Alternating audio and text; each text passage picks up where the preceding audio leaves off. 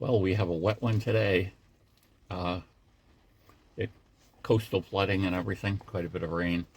Uh, so I'm at this yard sale and I see this book. Oh, portable food.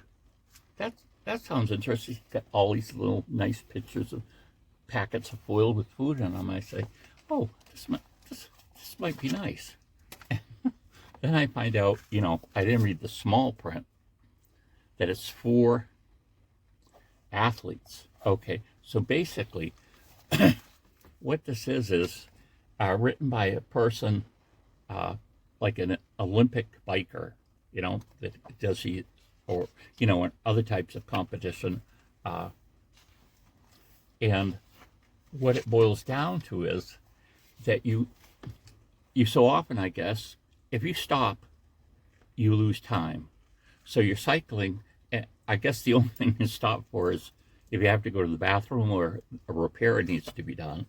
So the idea is you're eating while you're cycling, and the problem is, I guess, a lot of people eat there's these. I've reviewed one or two of them before. The Cliff Bars. I've never done the gel. Is this gel that you can squirt in your mouth? It's got calories and energy and everything in it, and they got all these different other things. And they were saying how kind of disgusting that was. And it's like people forcing that food down them to do this. And the opinion of this person, at least, is that isn't the best thing to do.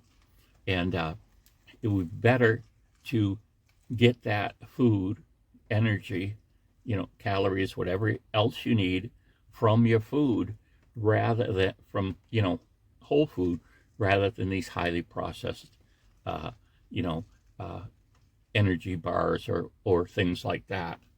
So what this guy comes up with is the idea that you can. Oh, there's now this is the opposite of what I need for a book. So this is going somewhere else quick. But well, here's some bikers.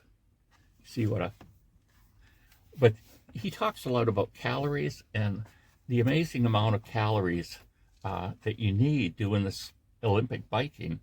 He's got some charts in here, and he explains the philosophy very well. But it's kind of like you can tell,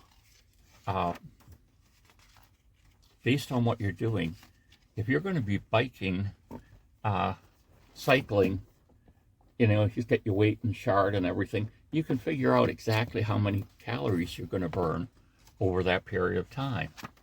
So the idea is to have, I was trying to find one of those things that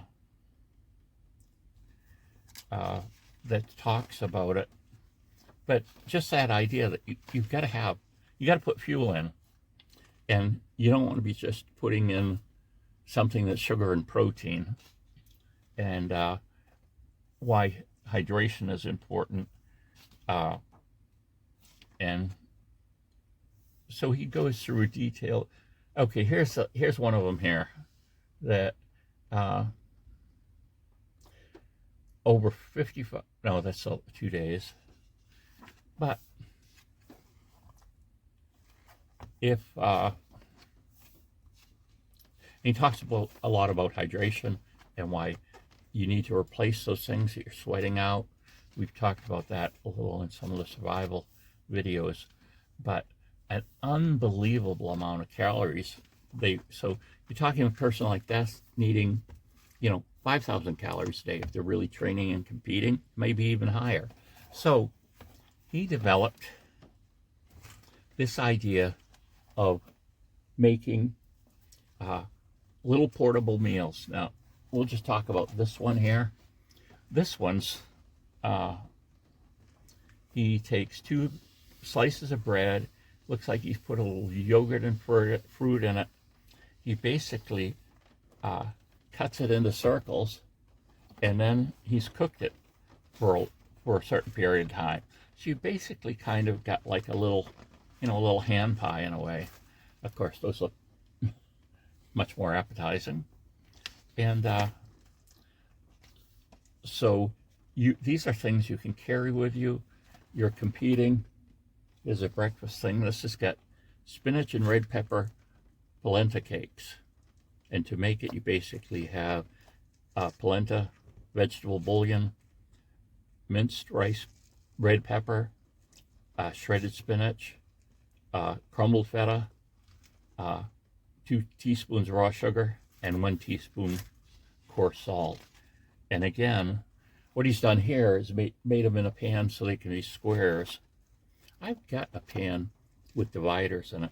Not that I should be eating any of these things, but they're just kind of interesting idea. They've got things made with rice and grits.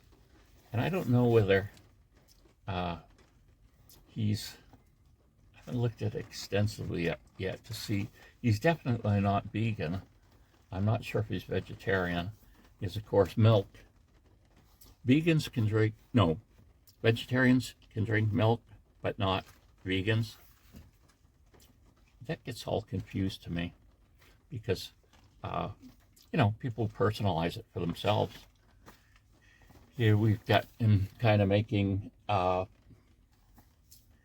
almost like a whoopie pie, but he's got pancakes on either side, and he's got different types of fillings. So, scallion pancakes. When I went to Haiti, one of the meals I ate was onion pie, and it was good. That sounds like it would be overpowering, but when you cook onions, a lot of that bite goes out of them.